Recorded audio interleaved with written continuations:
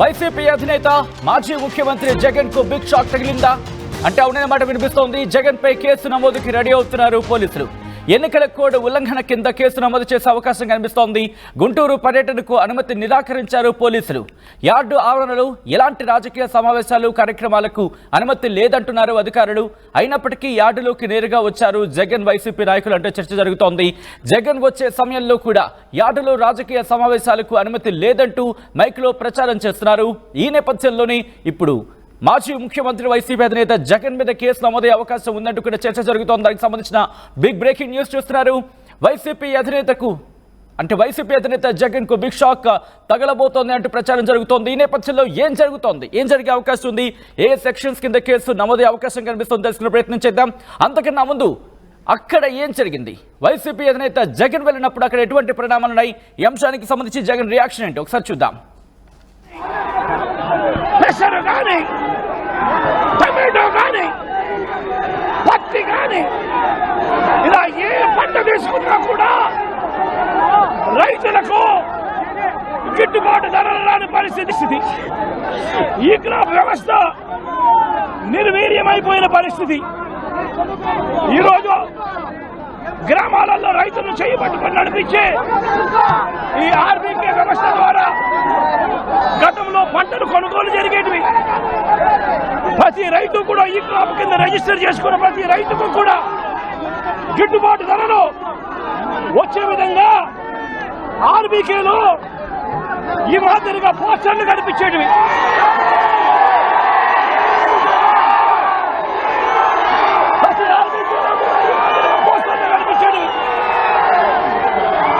ఈ గిట్టుబాటు ధరల కంటే కూడా తక్కువ రేటుకు ఏ రైతు అమ్ముకోవాల్సిన పరిస్థితి వచ్చేది కాదు.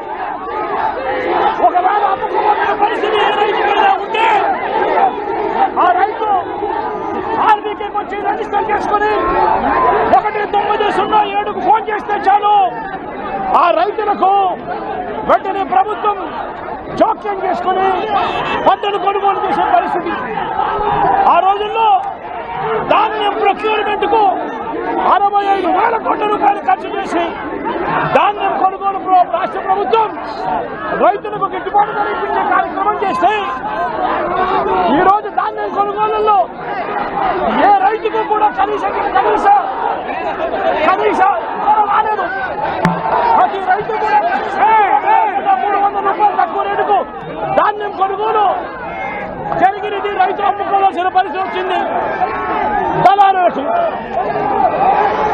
ఇతర పంటల కొనుగోలుకు వైఎస్ఆర్సీపీ ప్రభుత్వ హయాంలో 7,000 కోట్ల రూపాయల పైసలకు ఇతర పంటల కొనుగోళ్ల కోసం ఖర్చు చేసి ప్రతి రైతును కూడా ఆదుకున్న పరిస్థితి మా ప్రభుత్వంలో ఉంటే ఈరోజు రైతులకు గిట్టుబాటు ధర ఇప్పించాలన్న ఆలోచన లేదు.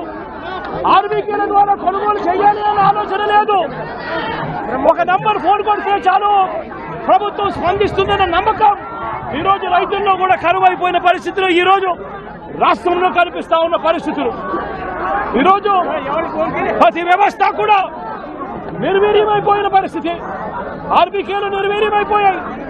ఆర్బీకేలో అనుసంధానంగా ఉన్న ఇంటిగ్రేటెడ్ ల్యాబ్స్ ఈరోజు నిర్వీర్యమైపోయినాయి.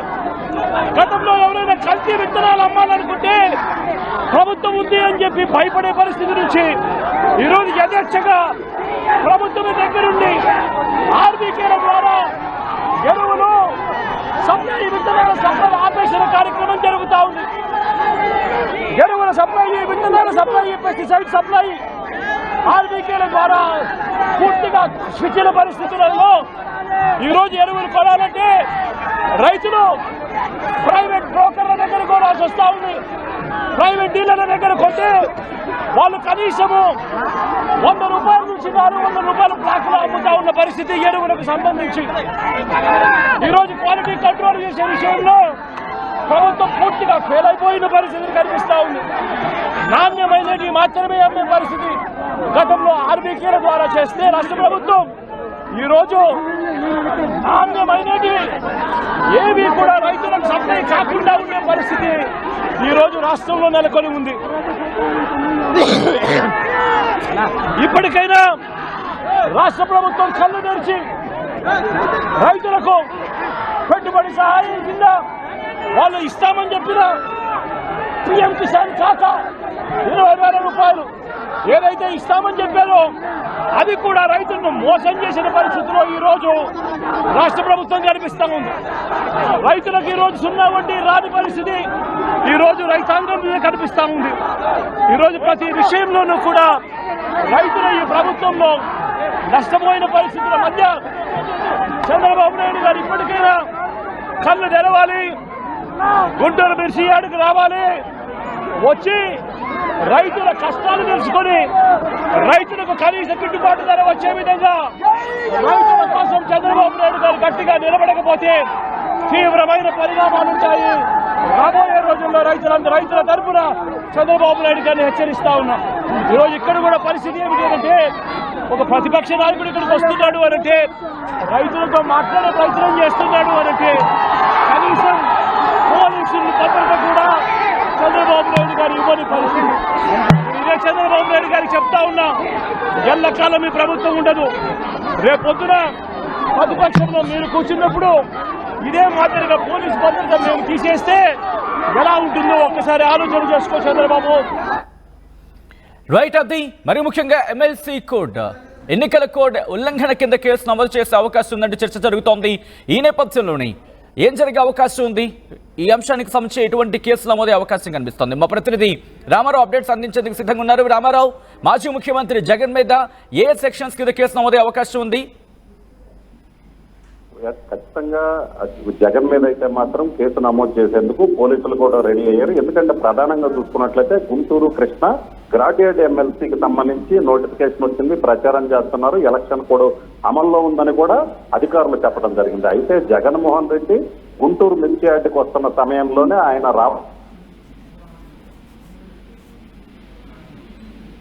పర్యటనకు అనుమతి ఇవ్వలేదు. దీంతో పాటు గుంటూరు జిల్లా కలెక్టర్ కూడా క్లియర్ గా చెప్పారు, యార్డు ఆవరణలోకి రావడానికి వీల్లేదు. ఎందుకంటే ఎలక్షన్ కోడ్ అమల్లో ఉంది కాబట్టి రాజకీయ పార్టీకి సంబంధించినటువంటి ఒక నేత రావటం అనేది ఎలక్షన్ కోడ్ అమల్లో ఉన్న సమయంలో వాళ్ళకి అనుమతి లేకుండా అయితే మాత్రం రావడానికి వీల్లేదని చెప్పడం జరిగింది.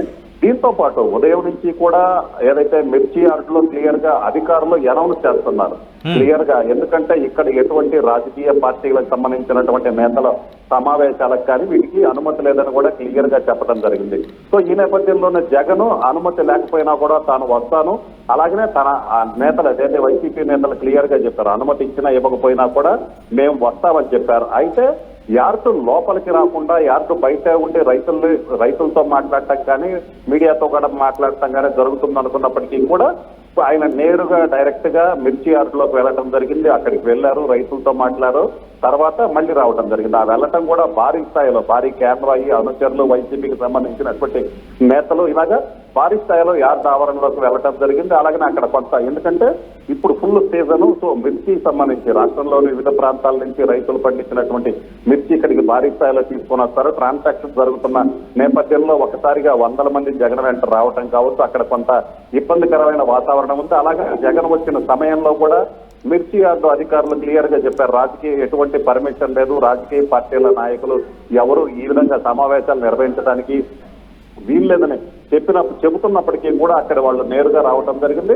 సో ఈ నేపథ్యంలోనే ఖచ్చితంగా ఎలక్షన్ కూడా అమల్లో ఉంది, జగన్ పర్యటనకు అనుమతి లేదని ముందు నుంచి అధికారులు క్లియర్ గా చెప్తున్నారు. సో ఎన్నికల కోడ్ ఉల్లంఘన కింద జగన్ తో పాటు మరికొంతమంది ఏదైతే జగన్ తో పాటు వచ్చినటువంటి మాజీ ఎమ్మెల్యేలు అలాగనే మాజీ మంత్రులు, సో వీళ్ళందరినీ ఇప్పటికీ ఐడెంటిఫై చేస్తున్నారు. ఎందుకంటే ఈ జగన్ తో పాటు ఎవరెవరు యార్డు ఆవరణ లోపలికి వచ్చారు అనే దాని మీద ఇప్పటికే అధికారులు విచారణ చేస్తున్నారు. అధికారులు ఎవరెవరు లోపలికి వచ్చారనే దాని మీద కూడా వాళ్ళు వివరాలు సేకరిస్తున్నటువంటి పరిస్థితి ఉంది. ఖచ్చితంగా జగన్ తో పాటు ఆయన వెంబటి వచ్చిన నేతలపై కూడా ఎన్నికల కోడ్ ఉల్లంఘన కింద అయితే ఏదైతే ప్రస్తుతం దీనికి సంబంధించి కేసు ఆ అంశాన్ని పరిశీలించడం జరుగుతుందా, ఆ తర్వాత నోటీస్ ఇవ్వడం జరుగుతుందా, ఎటువంటి చర్చ జరుగుతుంది పోలీసులు?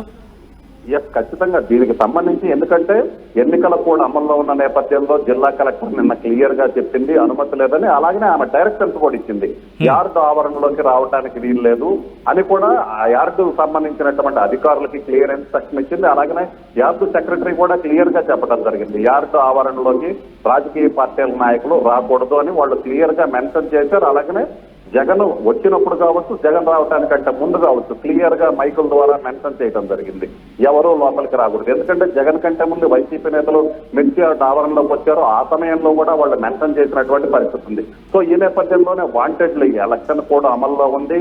అధికారులు పర్మిషన్ ఇవ్వలేదు, ఎవరు పర్మిషన్ ఇవ్వలేదు, ముందుగానే చెప్పారు రావడానికి వీళ్ళని పూర్తిగా అనౌన్స్ కూడా చేసినటువంటి పరిస్థితి ఉంది. సో ఈ నేపథ్యంలోనే జగన్ కంటే ముందు కొంతమంది వైసీపీ నేతలు అంబటి రాంబాబు కావచ్చు, గుంటూరు మేయర్ కావటి మనోహర్ నాయుడు, ఇలాగ మాజీ మంత్రి మేరుగు నాగార్జున, ఇలాంటి నేతలందరూ కూడా వాళ్ళు ముందు వచ్చారు. తర్వాత జగన్ తో పాటు చాలా మంది ఆయన కాన్వాయ్తో పాటు నేరుగా లోపలికి రావడం జరిగింది. సో ఈ నేపథ్యంలోనే ఖచ్చితంగా ఇవి వాంటెడ్లీ అధికారులు అనుమతి లేకుండా లోపలికి రాకూడదని ముందుగా క్లియర్ గా ఇన్స్ట్రక్షన్స్ ఇచ్చినప్పటికీ కూడా రావటం మీద అయితే మాత్రం అధికారులు చాలా సీరియస్ గా ఉన్నారు. ఎందుకంటే ఒక ఎన్నికల కోడ్ అమల్లో ఉన్నప్పుడు ఎన్నికల కోడ్ ఉల్లంఘిస్తే ఖచ్చితంగా వాళ్ళు ఎంతటి వాళ్ళైనా సరే కేసు నమోదు చేసే అవకాశం ఉంది. అది కూడా నేను చెప్పడం జరిగింది క్లియర్ గా. ఎన్నికల కోడ్ ఉల్లంఘిస్తే మాత్రం చర్యలు తీసుకుంటాం, నిబంధనల ప్రకారం ఎలాంటి చర్యలు తీసుకోవాలో తీసుకుంటాం అని చెప్పడం జరిగింది. సో ఈ నేపథ్యంలోనే ఎన్నికల కోడ్ అమల్లో ఉన్నప్పుడు కోడ్ వైలేట్ చేసినట్లయితే గతంలో ఎవరైనా కావచ్చు వాళ్ళ మీద ఏ విధమైనటువంటి కేసులు నమోదు చేశారో ఇప్పుడు కూడా జగన్ తో పాటు ఆయనతో పాటు వచ్చినటువంటి మాజీ మంత్రులు, మాజీ ఎమ్మెల్యేల మీద అయితే మాత్రం అదే కేసు నమోదు చేసే అవకాశం ఉంది. అలాగే దీనికి సంబంధించి ఇప్పటికే ఏ విధంగా కేసు నమోదు చేయాలి, దీనికి సంబంధించి అంటే వాళ్ళు అక్కడ రావటం, భారీ ర్యాలీగా రావటం, 100 మందితో రావటం, సో వీటన్నిటికీ సంబంధించి కూడా అన్ని పరిశీలిస్తున్నారు. అంటే ఎప్పుడు నోటీసులు ఇచ్చే అవకాశం ఉంది? పోలీసు శాఖలో ఎటువంటి చర్చ జరుగుతోంది?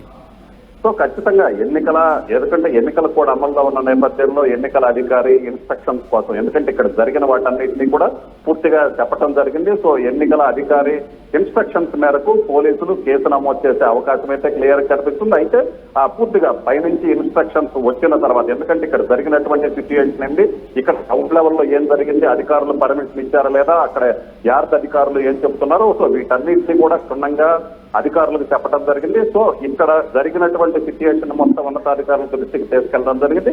దీని ప్రకారం ఎన్నికల కోడ్ ఉల్లంఘన కింద కేసు నమోదు చేసేందుకు అధికారులు రెడీ అవుతున్నారు. అయితే మరికొద్ది సేపట్లో దీనికి సంబంధించినటువంటి ప్రకటన అయితే వెలువడే అవకాశం ఉంది. ఎందుకంటే అధికారులు ముందుగానే చెప్పారు క్లియర్ గా ఎలక్షన్ కోడ్ ఉల్లంఘిస్తే నిబంధనల ప్రకారం చర్యలు తీసుకుంటాం. ఎందుకంటే గతంలో కూడా ఎన్నికలు కూడా ఉల్లంఘించినట్లయితే ఖచ్చితంగా వాళ్ళ మీద కేసులు నమోదు చేసినటువంటి పరిస్థితి ఉంది. సో ఇప్పుడు కూడా అలాగే ఉంటుంది. ఎందుకంటే ఇక్కడ స్పెషల్ గా ఏం లేదు, ఎవరికైనా కూడా ఎన్నికల కోడ్ లో ఒకటే రూల్ వర్తిస్తుంది.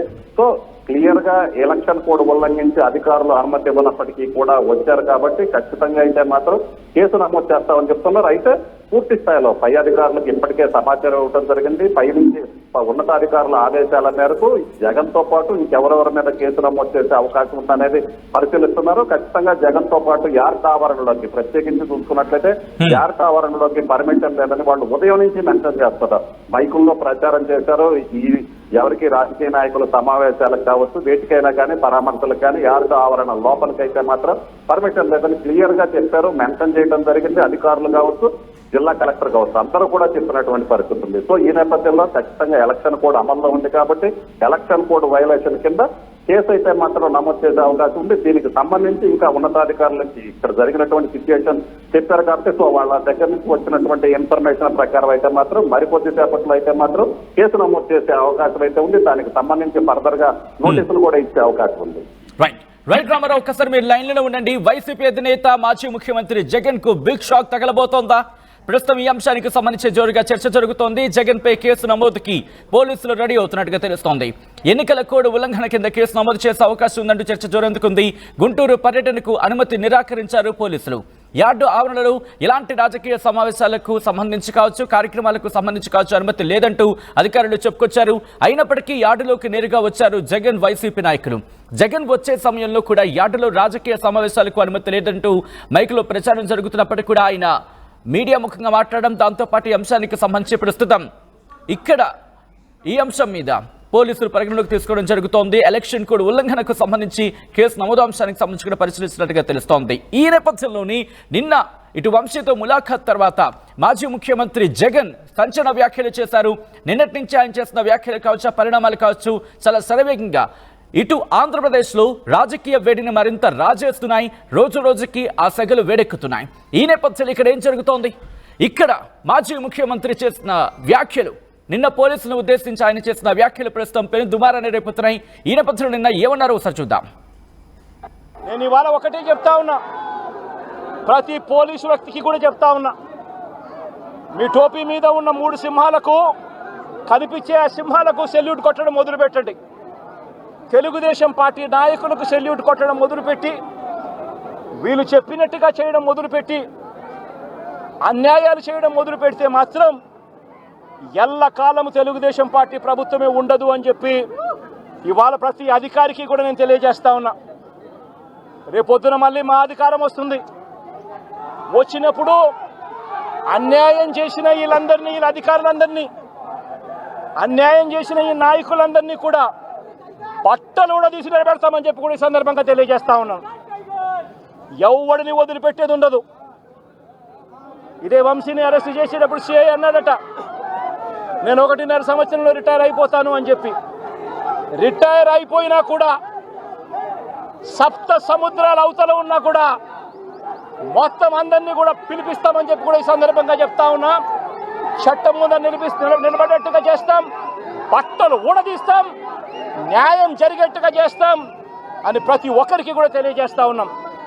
ఈ మాదిరిగా అన్యాయం చేయడం మొదలు పెడితే మాత్రం ఖచ్చితంగా ప్రజలు, దేవుడు ఇద్దరు కూడా వీళ్ళను శిక్షించే కార్యక్రమం ఖచ్చితంగా జరుగుతుందని చెప్పి సందర్భంగా మరొక్కసారి వీళ్ళందరికీ కూడా చెప్తా ఉన్నా. అన్యాయంలో భాగస్వాములు కావద్దండి. మీ టోపీ మీద ఉన్న సింహాలను గౌరవించండి, వాటికి సెల్యూట్ కొట్టండి, మీ వ్యక్తిత్వాన్ని కాపాడుకోండి అని చెప్పి ఈ ప్రతి అధికారికి కూడా ఈ సందర్భంగా తెలియజేస్తాం. ఆర్టీవీ యాప్ వార్తల్ని క్షణాల్లో చదివే అవకాశం ఉంటుంది. ఒక న్యూస్ పేపర్, ఒక టెలివిజన్ ఛానల్ మీ చేతుల్లో ఎప్పుడూ ఉంటాయి.